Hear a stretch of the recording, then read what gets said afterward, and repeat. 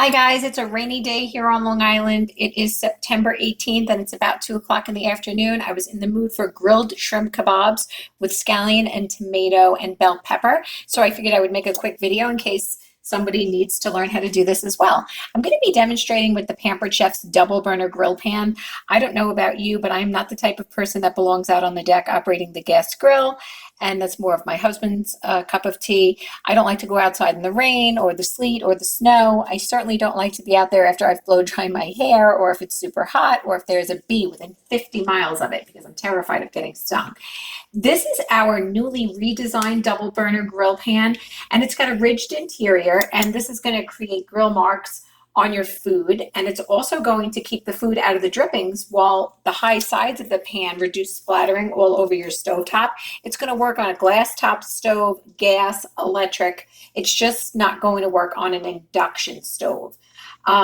Now, I don't know about you, but grilled food is the preference in my house. I know occasionally we have something pan fried, but for the most part, we like grilled food. So you can grill your hamburgers, your hot dogs, your London broil, your pork chops, your lamb chops. You can do panini sandwiches. You can make grilled pizzas. You can grill fruit. If you've never had fruit grilled with a little bit of vanilla ice cream, it is such a treat, especially if you're on Weight Watchers, because fruit is unlimited. I was in a Weight Watcher meeting not too long ago and they were talking about how fruits and vegetables were unlimited. I said if I love fruits and vegetables, I wouldn't be on Weight Watchers.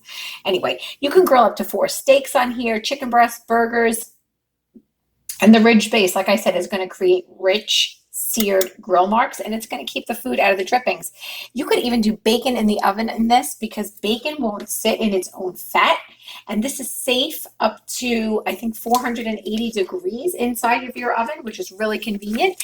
It's dishwasher safe, guys. No reputable cookware company has a nonstick pan that is dishwasher safe because it's technically not supposed to go in the dishwasher.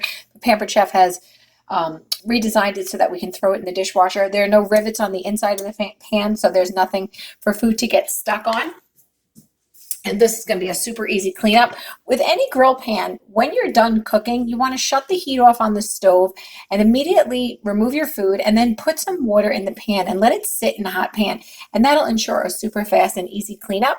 I'm going to move my camera. So now we're going to do some of the prep work for the actual kebabs. So I wanted to show you how to prep a bell pepper. But before I get to that, I wanted to tell you what I did with the shrimp. I cleaned and deveined. Oh, I guess there are about 20 shrimp right here. I get them at Costco, so for the most part, they're just easy to prep.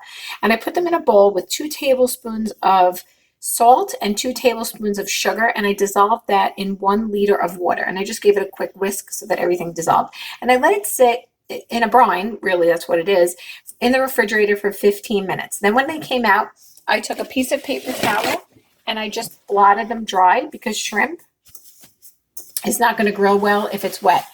And incidentally, the brine, the sugar in the brine is actually going to get them to turn nice and brown. So I'm going to show you how to prep the pepper.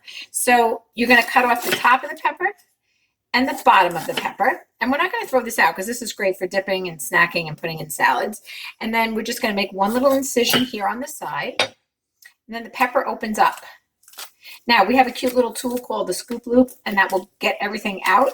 Or if you like to deal with a fancy knife, a sharp knife, you can use a chef's knife or a Santoku knife. Just trim out the veins, and you'll have a flat, open pepper.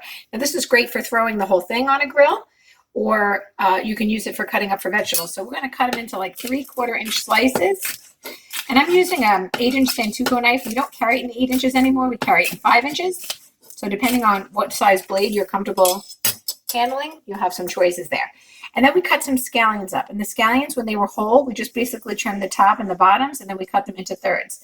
Now, some recipes for shrimp kebabs contain button mushrooms. I'm using cherry tomatoes today because this is all I have.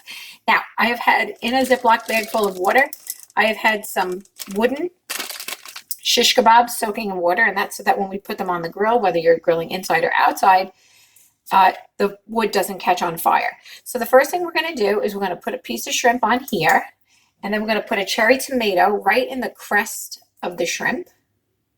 And then we're going to put, if you have the green part of the scallion, you're going to take 2 pieces, Or you can use, if you're using the part with the white on it, it's more substantial, you can use just one.